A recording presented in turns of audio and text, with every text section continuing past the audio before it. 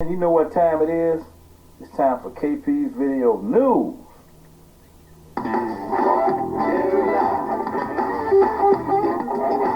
KP Video News, y'all. KP Video News, y'all. KP Video News, y'all. Right. That's right, folks. Time for KP's Video News again. And, before I get started on these stories here, I'm going to let you know that a couple of these stories are really, really, truly depressing. I'm letting you know up front that, especially this first story, man, makes absolutely positively no sense whatsoever. However, it happened. So, like the t-shirt says, inhale the good, and exhale the bad. So, this story goes back all the way back to 2016, when two police officers shot a 26-year-old man a total of 76 times. Let me say that again. Two police officers shot a man, an unarmed man, 76 times, killing him during a police raid at the victim's girlfriend's apartment in Georgia. On Tuesday of this week, a grand jury in Fulton County indicted those two police officers in the late 2016 death of Jamarion Robinson. And Eric Hines, the Assistant Chief Inspector with the U.S. Marshals Southeast Regional Fugitive Task Force, and Christopher Hutchins, a Clayton County police officer who was working as a task force officer with the U.S. Marshal Service at the time of the tragic incident, were charged with 2 counts of felony murder for the death of Robinson. 2 law enforcement officials were each indicted on 6 other counts: aggravated assault, burglary, and 2 counts of making false statements in violation of oath by public officers. And according to the report, that based on a medical examiner's report, the 26-year-old Robinson had been shot 76 times. Now, it only takes 1 shot to kill a person.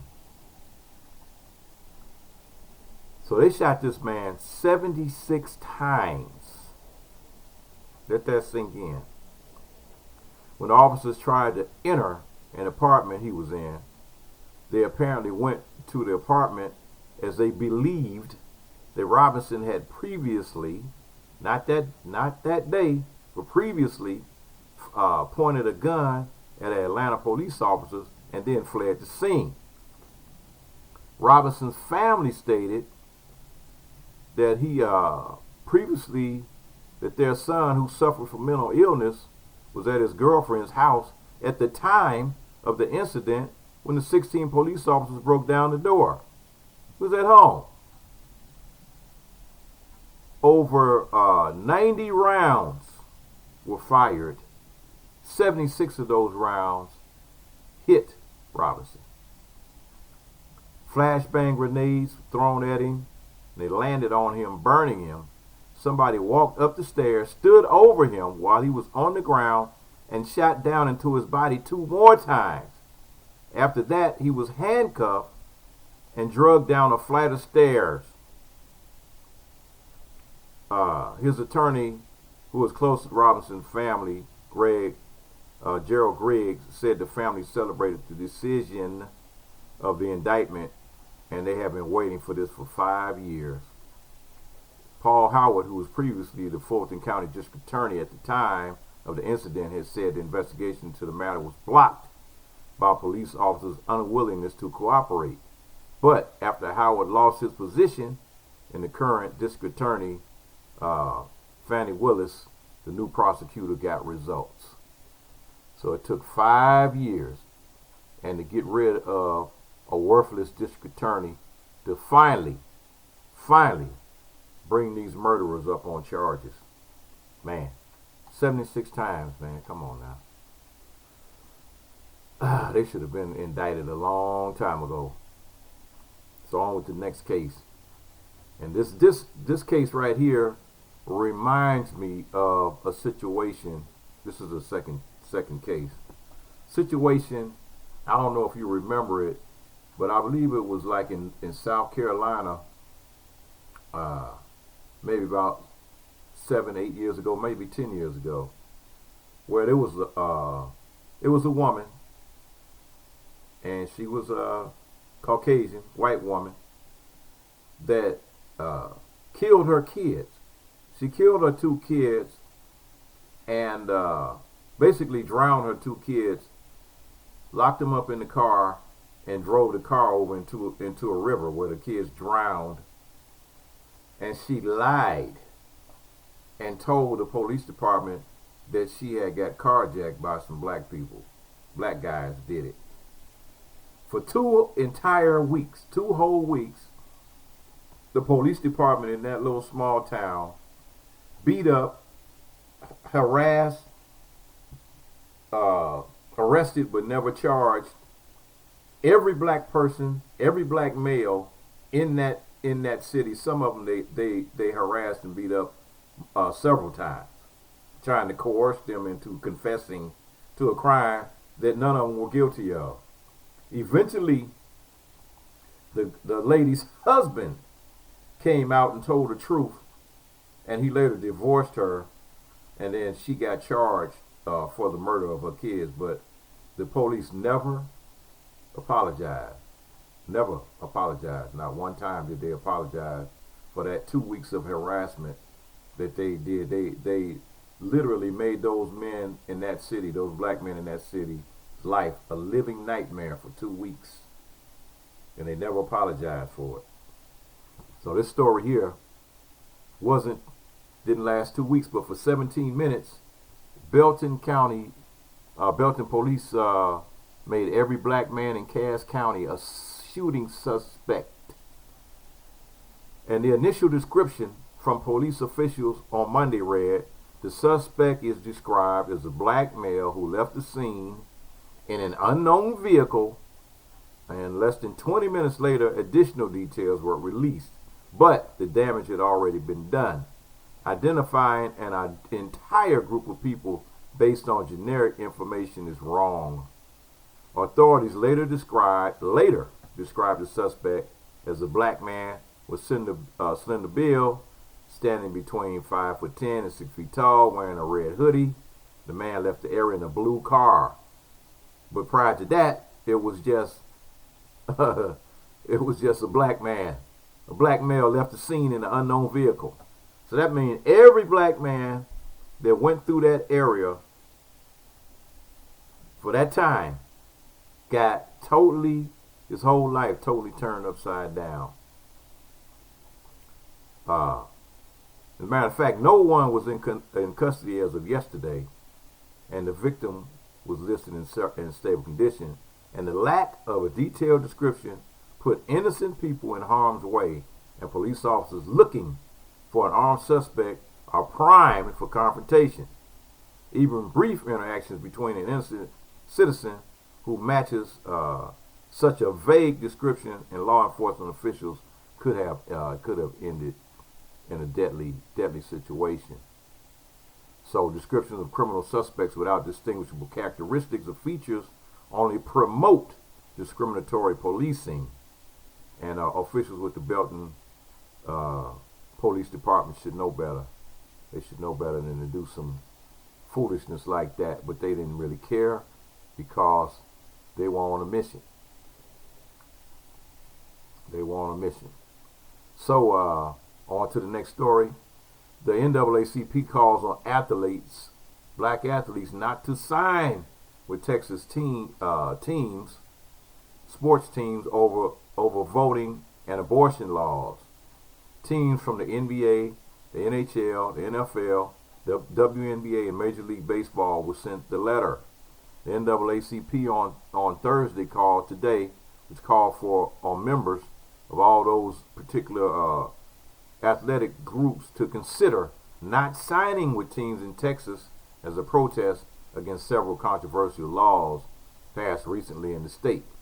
In a 2-page letter, the NAACP took jabs at state lawmakers, calling the state a blueprint by legislators to violate constitutional rights for all, especially women, children, and marginalized communities. The NAACP noted the state's controversial laws on abortion, voting rights, and coronavirus mandates as reasons for free agents not to sign with Texas teams. It says, we watch an incomprehensible assault on basic human rights unfold in Texas. We are simultaneously witnessing a threat to constitutional guarantees for women, children, and marginalized communities. And over the past few months, legislators in Texas have passed archaic policies disguised as laws that directly violate privacy rights, women's freedom to choose, restrict access to free and fair elections for black and brown voters, and increase a risk of contracting coronavirus. If you're a woman, avoid Texas. If you're black, avoid Texas. The letter continued. If you want to lower your chances of dying from coronavirus, avoid Texas. So Texas's SB 8, the strictest anti-abortion law in the country, has caused protests nationwide in a current legal fight between the state and Department of Justice. And Republicans in the state also spent months trying to overhaul the voting system in the state, even though Democrats say the new rules would make it harder for minorities to vote and take part in elections. Although there was no evidence of widespread fraud during the 2020 election, Republicans claim they are seeking to restore voter confidence in white voter confidence in the state's elections.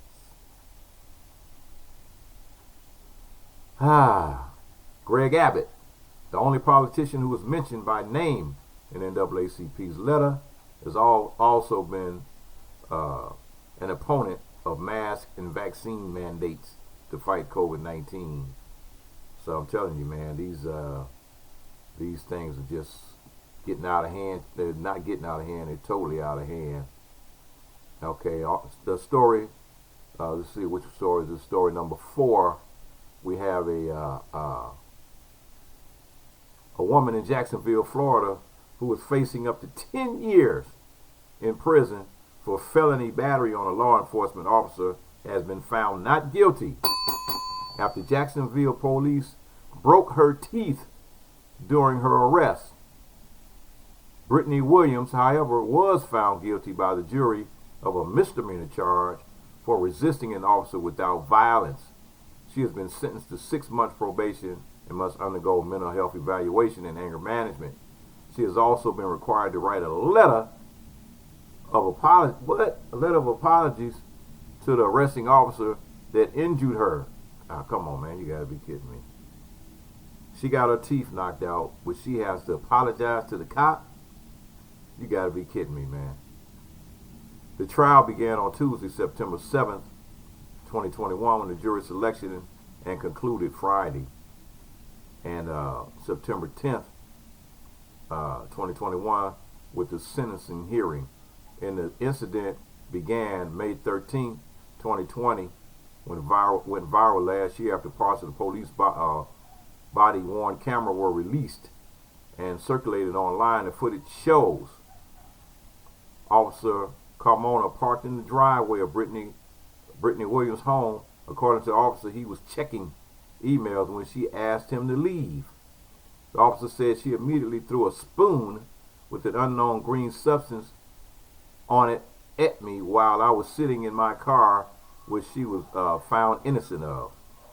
Back in December, it was reported that Williams has for months claimed she was wrongfully charged with battering 2 officers and resisting arrest. In fact, Brittany Williams says it was she who was manhandled by deputies after she asked the deputy parked in her driveway to leave and then he got upset. Williams, a 30-year-old black film producer and musician, publicly released body cam video from her May 13th arrest this month. She and her attorneys believed the video proves her brutality claims. And so when the alleged batteries were committed, the officers were acting unlawfully, and attorneys filed a 38-page motion for a new trial on September 17th, exactly 1 week after the sentencing hearing, because they believe the judge was biased and their client did not receive a fair trial. As far as the actual sentence today, we have been kept in mind that Ms. Williams has never been in trouble in her life. She has never even received a parking ticket. So, hey, it's time to file that lawsuit, because, you know, otherwise you won't be getting no justice. I'm telling you. So this stay here, Patrick Taylor was, this is the next story. Patrick Taylor was arrested under suspicion of driving while intoxicated. Then the local justice system allegedly engaged in a massive cover-up. So October 2019, Patrick Taylor drove home to Cooper, Texas in rural Delta County after visiting a friend one night. The 37-year-old black man parked in his driveway and was about to enter his home when he said Zachary Williamson appeared. According to Taylor, Williamson, a white 16-year veteran police officer, has bounced around to 9 small North Texas law enforcement agencies. Hear that again. This 16-year veteran has been bounced around to 9 different law enforcement agencies, representing himself as a member of the Delta County Sheriff's Office, and shouted at Taylor, "Why did you run from me?" Taylor stated that he was confused because he didn't notice Williams following him at all. Never saw any police lights. Then, in a matter of moments, he claimed that Williamson grabbed him, put him in a shoulder lock, and slammed him to the ground. While Williamson waited for another deputy to arrive, Taylor stated that Williamson placed him in a chokehold. Williamson did not respond to a request for comment for this story. Taylor was soon arrested for driving while intoxicated, but he alleges that the arrest was based on Williams' personal observation, insisting that a breathalyzer or blood alcohol test was never performed. Incident reports were not produced by the Delta County Sheriff's Office, which did not respond to multiple requests for comment prior to publication, and Taylor declined to discuss whether he'd been under the influence that night when asked about prior driving under the influence. But what's happening in the next takes the story unreal.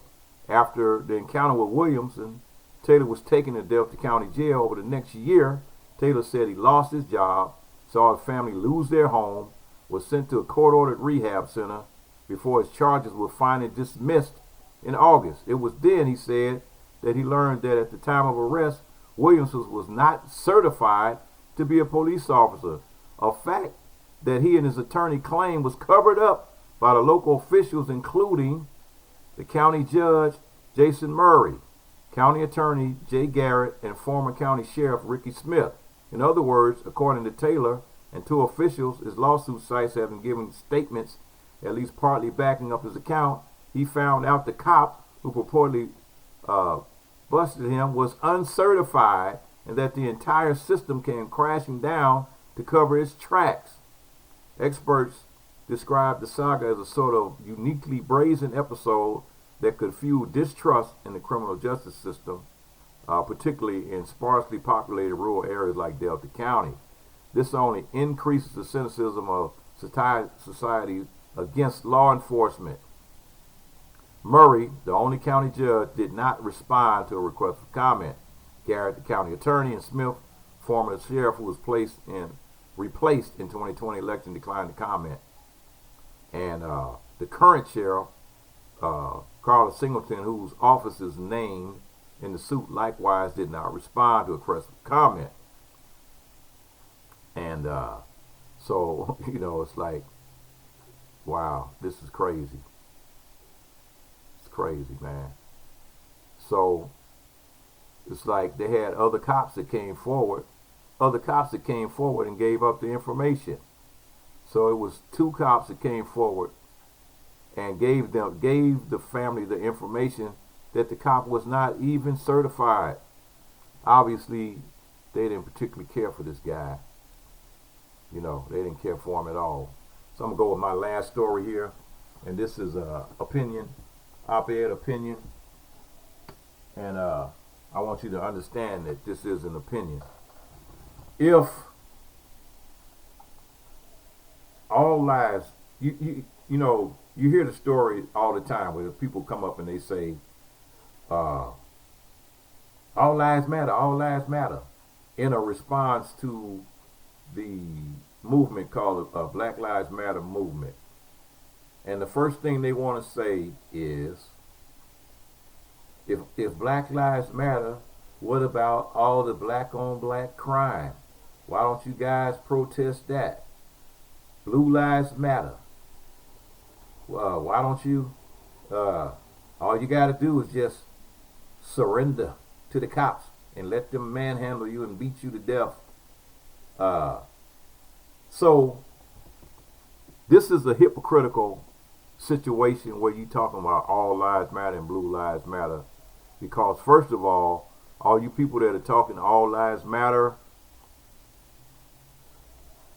you're hypocritical in what you're saying when you state that Black Lives Matter should be focused on black on black crime, when in fact 85% of white victims that are killed by white people. Let me state that again. 85% of the white people killed in the United States are killed by white offenders. So that's thousands of white people are murdered by white people every year, and the murders of white people are overwhelmingly white. So if all lives matter, why aren't you concerned about the white on white crime?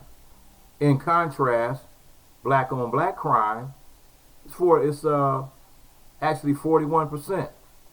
41% of the crimes, the murders committed from black people, black on black crime, that's 41%.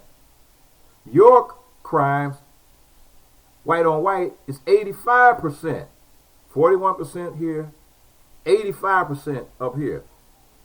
So you're pointing the finger, hypocritically pointing the finger at Black Lives Matter, when you got your own issues that you need to be working out. And these are statistics that you can go to the Department of Justice. Go to the Department of Justice website. Don't take my word for it. Go to the Department of Justice website and look up the statistics, and the statistics will show exactly what I just stated. 85% of the crimes that are perpetrated by whites are against white people, of the murders against white people. And the crime statistics are pretty much the same. However, black people make up a higher majority of the people that are arrested and incarcerated. Even though black people only make up 12 to 13, 14% of the population in this country, they make up close to 40, 45% of the incarcerated people in this United States. Listen to what I just stated a little while ago, that 85% of white on white crime murders, but at the same time, you don't have 85% of those people going to jail. So where the people protesting this? Where the country songs demanding an end? Where all those white people clutching their pearls when they see a black person coming toward them on the street? You're doing it all wrong. You are far, far more likely to be murdered by a white person than a black person. You should fear white people. Alas, the country has lied to white people They've told them that blacks are criminals, animalistic, violent, untrustworthy, bloodthirsty, lazy, and drug addicted. Never mind that some of those things are contradictory. White people have become to believe that blacks are the ones to fear, while white people are the ones that are murdering each other like it's target practice or it's the movie The Purge. But they're telling you on the news media, on TV, oh, look out. And then you got some DC dunce, raising all that, talking about Chicago. Yeah, white people love to point the finger at black people and talk about Chicago. This is some encompassing buzzword for black people or black racial violence. But Chicago is a right-wing boogie monster that it's a word or phrase that symbolizes something that doesn't really fit with reality, like critical race theory or caravans of immigrants. Chicago in reality has a lot of shootings because it's the third biggest city in America. But it's not one of the top 20 violent cities per capita. And it's far lower than it was 10, 20 years ago. Meaning Chicago efforts for slowing down violence has been successful. So white people should be worried about Kansas City and Tulsa, with three overwhelmingly white cities, that are among the top 20 in murder rates. White people in those cities should be very afraid of white people they see. You never know which one of them could murder you. I think when we talk about why white people murder so many white people every year, we have to look at a series of factors. And part of it is the breakdown of the white family.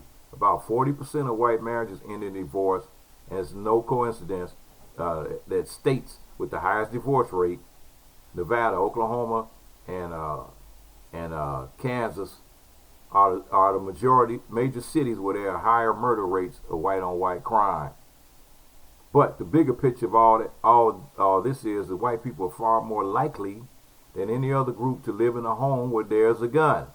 51% of non-Hispanic whites live in a home where there's a gun, of opposed to just 28% of non-whites. Look at the irony. The NRA and related groups have spent decades convincing white people that they need a gun to protect themselves against violent white people. But the truth is, whites are far more likely to die at the hands of violent white people. 85%. 85%. Telling you, you got to realize what, that this is just reality. Go to the Department of Labor, the Department of Justice webpage, www.doj.gov, the Department of www.doj.gov, Department of Justice.gov, and look it up for yourself. Don't take my word for it. Look it up for yourself, and you'll see exactly what I'm saying is 110% true. So, if you want to stop the violence, you need to be talking about White Lives Matter over there and stop pointing the finger at black folks, trying to make black people the scapegoat every time there's something goes bad or something that goes wrong or something that goes haywire in this country because of the oppression that you placed on people and your own guilt and your own hate that you have for your own people. So, let's get busy. KP Video News, y'all, coming with the truth. Y'all don't want to hear the truth, though. KP Video News, y'all.